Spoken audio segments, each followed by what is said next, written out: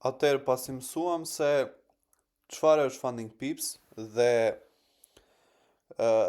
komplet shpjegimin e faqes së parë të website-it, tani do mësojmë se si mund të krijojmë një llogari me Funding Pips, gjë e cila është shumë e lehtë dhe mundet ta bëni duke shkuar tek Sign Up dhe tek Sign Up do vendosni fillimisht emrin, mbi emrin, një adresë emaili, do vendosni passwordin që dëshironi të vendosni. Gjithashtu dhe këtu do i çekoni këto dyja dhe më pas klikoni Get Funded. Duke bërë këtë, do ju vi një email mbase për të verifikuar dhe emailin që janë procedura që çdo kompani, çdo website që ti regjistrohesh e bën këtë gjë. Dhe pasi ta keni krijuar, ju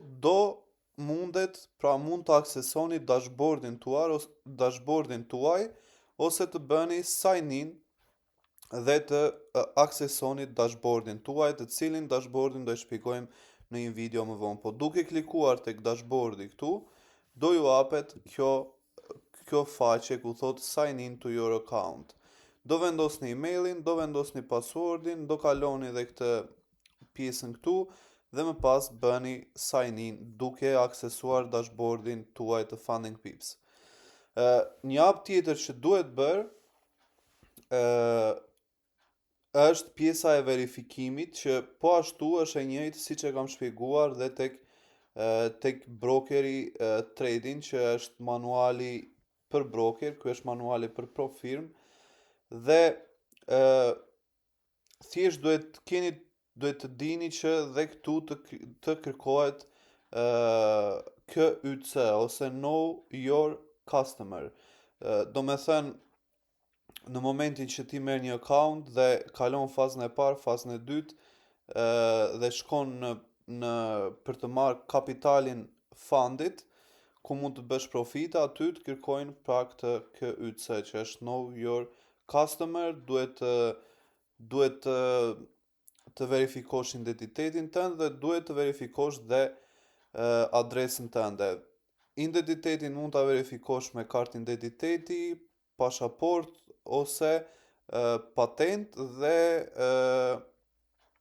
kanë pasur shumë probleme shumë njerëz që më kanë shkruar për sa i përket verifikimit të adresës, sepse shumica nuk e kanë faturën e ujit të dritave në emrin e tyre, mund ta kenë në emër të babit ose ku diun, në emër të pronarit të shtëpisë ku janë me qira dhe nuk mund ta verifikojnë dot, por mund ta bëni shumë thjesht me një bank statement. Duke hapur bankën tuaj, mund të kërkoni një mandat në të cilin për një blerje që keni bërë, e kërkoni nga aplikacioni një mandat dhe aty ju mund të aksesoni një PDF e cila ka komplet informacionin e transakcionit, por ka informacionin tuaj dhe të adresës tuaj. Kështu që këto janë, si themi, procedurat e krijimit të accountit dhe procedurat legale, ligjore që këta i kërkojnë si pro firmë. Kështu që shihemi tani në videon e radhës.